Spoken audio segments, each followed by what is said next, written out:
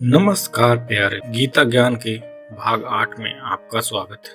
यहाँ पर संजय ने कहा, हे भरतवंशी, अर्जुन द्वारा इस प्रकार संबोधित किए जाने पर भगवान श्री कृष्ण ने दोनों दलों के बीच में उस उत्तम रथ को लाकर खड़ा कर दिए। यहाँ पर अर्जुन को गुडाकेश कहा गया है। गुडाकेश का अर्थ है नींद। जो नींद को जीत लेता है वह गुडाकेश है। नींद का अर्थ है ज्ञान भी है। अतः अर्जुन ने कृष्ण की मित्रता के कारण नींद तथा अज्ञान दोनों पर विजय प्राप्त की थी। कृष्ण के भक्त के रूप में वह कृष्ण को क्षण भर भी नहीं भुला पाए, क्योंकि भक्त का स्वभाव ही ऐसा होता है। यहाँ तक कि चलते अथवा सोते हुए भी कृष्ण के नाम, रूप, गुणों तथा लीलाओं के चिंतन से भक्त कभी मुक्त नहीं हो। अतः कृष्ण का भक्त उनका निरंतर चिंतन करते हुए नींद तथा अज्ञान दोनों की जीत का अनुभव करता है। प्रत्येक जीव की इंद्रियों तथा मन के निर्देशक ऋषिकेश के रूप में कृष्ण अर्जुन के मंतव्य को समझ गए कि वह क्यों सेनाओं के मध्य में रथ को खड़ा करवाना चाहते हैं।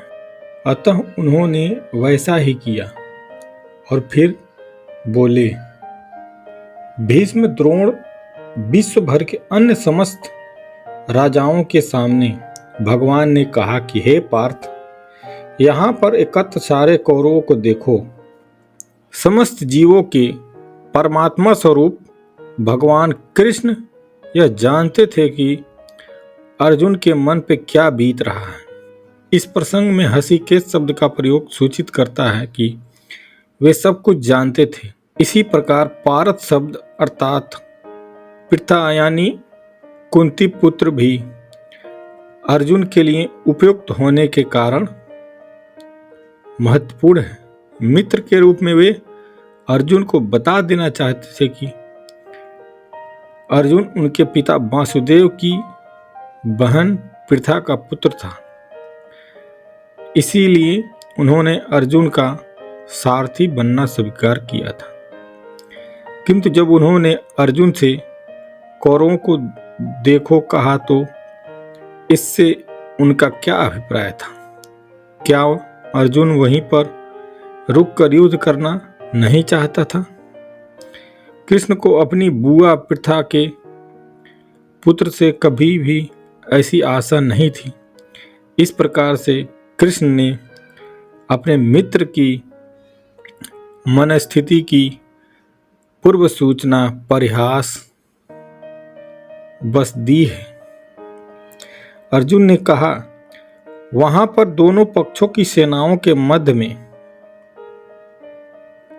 अपने चाचा चाची, ताऊओं, पितामहों, गुरुओं, मामाओं, भाइयों, पुत्रों, पौत्रों, मित्रों, ससुरों और शुभचिंतकों को भी देखा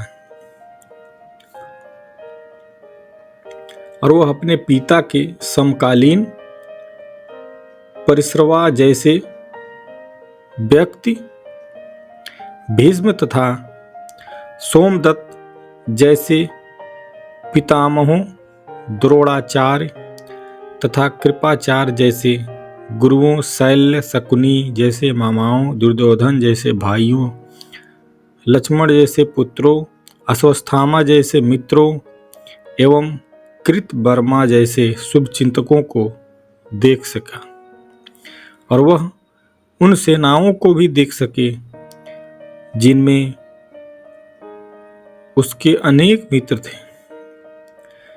जब कुंती पुत्र ने मित्रों तथा संबंधियों की इन विभिन्न श्रेणियों को देखा तो वह करुणा से अभिभूत हो गए और बोले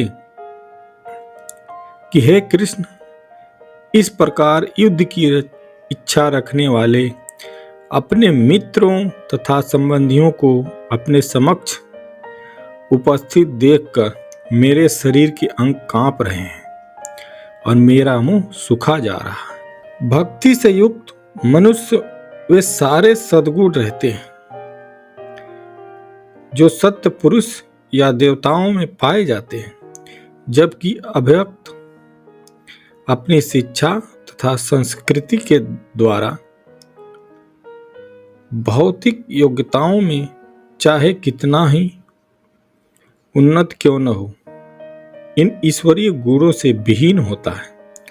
अतः स्वजनों, मित्रों तथा संबंधियों को युद्ध भूमि में देखते ही अर्जुन उन सबों के लिए करुणा से अभिभूत हो गए, जिन्होंने परस्पर युद्ध करने का निश्चय किया था।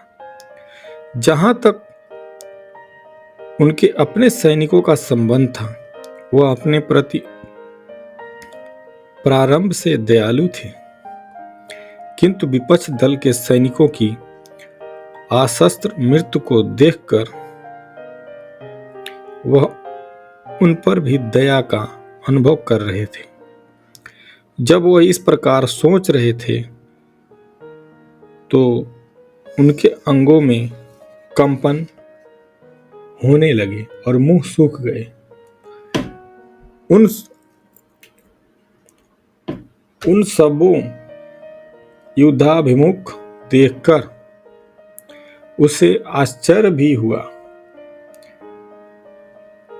कि सारा कुटुंब अर्जुन के सगे संबंधी उससे युद्ध करने आए हैं। यद्यपि इसका उल्लेख नहीं है, किंतु तो भी सहज अनुमान लगाया जा सकता है कि न केवल उनके अंग कांप रहे थे और मुंह सूख रहे थे, अपितु वह दयावश रुदन भी कर रहे थे।